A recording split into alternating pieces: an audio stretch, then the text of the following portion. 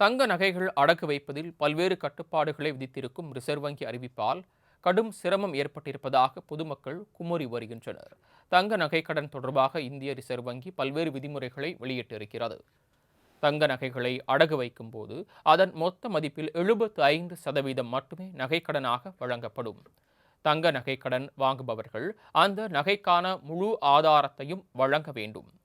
அடகு வைக்கப்படும் தங்க நகையின் தூய்மைத்தன்மை குறித்த சான்றிதழ்களை வங்கியிடமிருந்து சான்றிதழ் பெற வேண்டும். குறிப்பிட்ட வகையிலான தங்க நகைகளுக்கு மட்டுமே கடன் வழங்கப்படும். குறிப்பாக 22 கேரட்டுக்கு மேல் உள்ள நகைகளுக்கு மட்டுமே கடன் வழங்க முடியும். அதே நேரம் அடமானமாக பெறப்படும் நகைகளுக்கு 22 கேரட் என்ற அடிப்படையிலேயே கடன் வழங்கப்படும். நகைக்கடன் தொகை முழுவதும் திருப்பி செலுத்தப்பட்டுவிட்டால் அடுத்த ஒரு வாரத்திற்குள் அடகு வைக்கப்பட்ட நகைகளை நிதி நிறுவனம் திருப்பி கொடுத்து விட வேண்டும். இல்லையென்றால் வாடிக்கையாளருக்கு நாள் ஒன்றுக்கு 5000 ரூபாயை அபராதமாக கொடுக்க வேண்டும். தனிநபர் ஒருவர் அதிகபட்சம் 1 கிலோ தங்க நகைகள் மட்டுமே அடகு வைக்க முடியும்.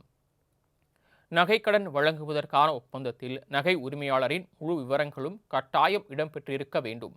இதுவரை தங்க நகைகளுக்கு மட்டுமே கடன் வழங்கப்பட்டு வந்த நிலையில் இனிமேல் வெள்ளி நகைகளுக்கும் கடன் வழங்கப்படும். இவ்வாறான அறிவிப்புகள் வெளியான நிலையில் இதனால் கடுமையான சிரமம் ஏற்பட்டிருப்பதாக பொதுமக்கள் கருத்து தெரிவித்து வருகின்றனர். அவசர தேவைக்காக நகையை அடக்கு வைத்து பணம் ஈட்டும் வேளையில் 100ல் 75% தான் பணமாக கிடைக்கும் என்றால் தங்கள் தேவையை எதை வைத்து பூர்த்தி செய்வது என கேள்வி எழுப்புகின்றனர். ஏழை எளியோர் மட்டுமல்லாமல் செல்வாக்கு உடையவர்களுக்கும் இது சிரமத்தை ஏற்படுத்தி இருப்பதாக தெரிகிறது.